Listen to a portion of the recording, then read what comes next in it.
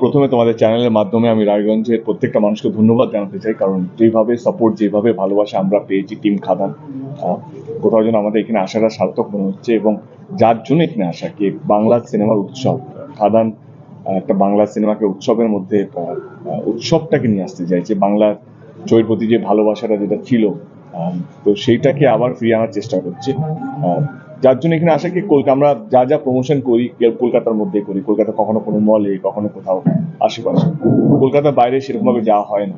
তো এটা প্রথমবার যেটা কলকাতার বাইরে আমরা শুধু দুর্গাপুর বর্ধমান নয়, আমরা নর্থ বেঙ্গল মানে এটা নয় কি শুধু নর্থ বেঙ্গল মানে লোকে ভাবে কি শুধু শিলিগুড়ি বা দার্জিলিং। নর্থ বেঙ্গল মানে যে মালদা আছে, রায়গঞ্জ আছে, উত্তর দিনাজপুর আছে, বা অনেকগুলো জায়গা আছে। তো আমাদের চেষ্টা কি খাদান প্রত্যেকটা বাড়িতে পৌঁছুক, সেটা সাউথ বেঙ্গল হোক বা নর্থ বেঙ্গল, পুরো বাংলা জুড়ে যেন মানুষের কাছে যেন আমরা পৌঁছতে পারি। খাদান ছবিটা রিলিজ হচ্ছে 20 ডিসেম্বর। এবারে সবাই, আমরা এটাও জানি কি সব জায়গায় সিনেমা হল নেই, কিন্তু এটা সত্যি কি সিনেমা হল নেই বলে কি সিনেমা হল হবে না?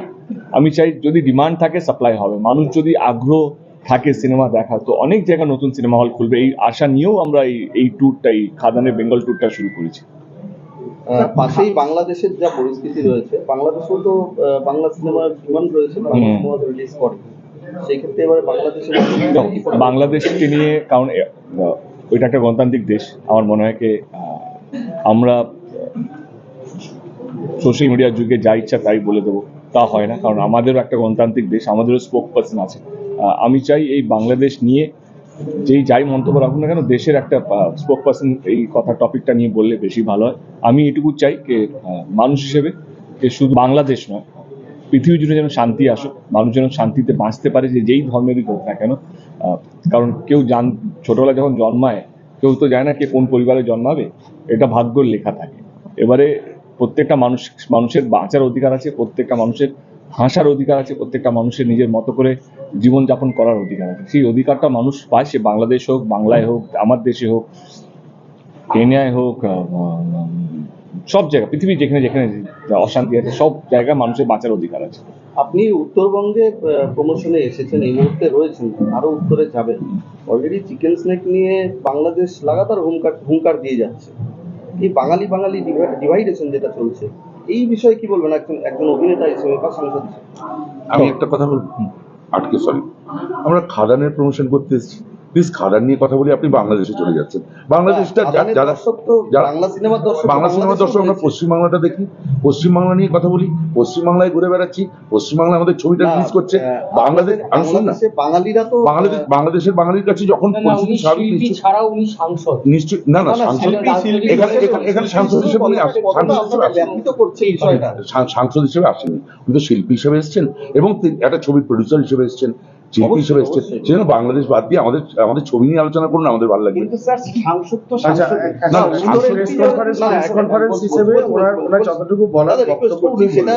যেহেতু উত্তরবঙ্গে এই মুহূর্তে রয়েছেন, তার কিন্তু উত্তরবঙ্গের যারা দর্শকরা রয়েছেন বা যারা নাগরিকরা রয়েছেন, তারাও কিন্তু এই পরিস্থিতি নিয়ে একটা যথেষ্ট টেনশন। সেই ক্ষেত্রটা নিয়ে কি বলবেন?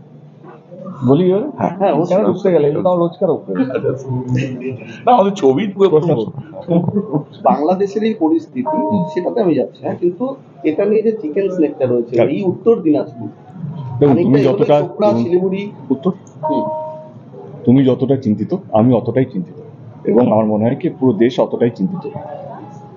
প্রধানমন্ত্রী থেকে মুখ্যমন্ত্রী সবাই অতটাই চিন্তিত। এবং এইটা এমন একটা জায়গায় চলে গেছে, কারণ সবাই, কেউ বলছে 4 দিনে দখল করবে। এই যে একটা সোশ্যাল মিডিয়া ওয়ার শুরু হয়েছে না, আমি সেটার মধ্যে ভাগী হতে চাই না। আমি রেসপন্সিবল সিটিজেন, আমি এমন কিছু কথা বলতে চাইছি না, কারণ দুটো দেশের মধ্যে অশান্তিটা আরো বাড়ে। আজকে বাংলাদেশ আর বাংলার বা ভারতের সম্পর্কটা আমাকে থার্ড পার্টি থেকে শিখতে হবে। মানে আমাদের যা আদান প্রদান হয়েছে, অফকোর্স একটা সিচুয়েশন আমরা তৈরি হয়েছি, যেটা 1 বছর আগে তোমরাও প্রস্তুত ছিলেন, আমরাও প্রস্তুত ছিলাম। তো আমার মনে হয় কি এই সিচুয়েশনটা হয়েছে একটা দেশের মধ্যে একটা, আমি প্রথমে যেটা বাংলাদেশ নিয়ে বললাম, আমি চাই শান্তি ফিরে আসুক, মানুষ নিজের মতো করে বাঁচতে পারে, সেই অধিকারটা যেন সে পাক। এটুকু চাই কে এই যে সমস্যাগুলো চলছে গত আগস্ট থেকে, না ওরকমই কিছু একটা সমস্যা। আমি বাংলাদেশের বিষয়ে, বাংলাদেশের রাজনীতি নিয়ে কিছু বলতে চাই না। আমি দু দেশের সম্পর্কটা যেন ভালো থাকে, অটুট থাকে, কারণ আমি বাংলাদেশে 2-3 বার গিয়েছি এবং বিশ্বাস করে আমি অপূর্ব ভালোবাসা পেয়েছি বাংলাদেশ থেকে। আর ওইখানকার মানুষ যথেষ্ট ভালো, ভালো মানে মানে খুবই আপন এই নিয়ে। সেটাতে একটু অভিনেতা হিসেবে কষ্ট হচ্ছে না যে ওখানে যারা খুবই কষ্ট ফ্যানরা রয়েছে খুবই কষ্ট হচ্ছে, তারাও কষ্টে রয়েছে? কিন্তু আমার কষ্ট যদি আমার কষ্ট বেশি পেলে যদি এখানকার সমাধান হতো তো আরো বেশি কষ্ট পেতাম, কিন্তু বলছি আমার কষ্ট ওপারে বলছে যে বাংলা সিনেমা, ভারতীয় সিনেমা ওরা ব্যান করবে, এরকম একটা না, বাট আমাদের নিয়মিতভাবে এখানে বাংলা সিনেমা রিলিজও হতো না। আপনার কাছে নলেজটা কম না, হবে। না, ওরা release বছরে বলছি না, আউটসাইড হিন্দি বাংলা ছবিও সিনেমা রিলিজ যায়। করতে দেয় না। ওইটা ওদের আজকে সমস্যার জন্য না, এটা ওনাদের চিরকাল নিয়ম। ওদের সেন্সর করতে হয়। ওরা হলিউডের ছবিও খুব নিয়মিতভাবে রিলিজ করে না। এটা একটা দিকে গুড সাইন, কারণ তারা তাদের ইন্ডাস্ট্রিকে বাঁচাতে চাইছে। তো ওরা যদি বাইরে থেকে যদি বেশি ছবি রিলিজ করে তাহলে ওদের ইন্ডাস্ট্রি ছবিগুলো কম হবে। মানে আমি হচ্ছে আমাদের দেশে আমাদের রাজ্যে অন্তত এইটুকু হোক কে বাংলা ছবি যেন মেন প্রধানত পায়। অন্তত এই জায়গায় বাংলাদেশ আমাদের দিক থেকে এগিয়ে আছে। তারা তাদের ছবিকে ফার্স্ট প্রায়োরিটি দেয় এবং তারা এইটার জন্য বাংলাদেশকে আমি সাধুবাদ জানাই। মানে এটার জন্য আমাদের ক্ষেত্রেও মানে সেটাই হওয়া উচিত। আমাদের ক্ষেত্রে তাই হওয়া উচিত। যেটা বলছি না, আমরা বাংলা ছবিকে প্রায়োরিটি পাই না, প্রাইম টাইম পাই না। এই যে খাদানের জন্য আমাকে লড়তে হবে বা লড়তে হচ্ছে, কে ভালো শো টাইম পাওয়া, ভালো পাওয়া, তো আমার মনে হয় এই লড়াই আমরা একটু পিছিয়ে আছি সেখানে একটু।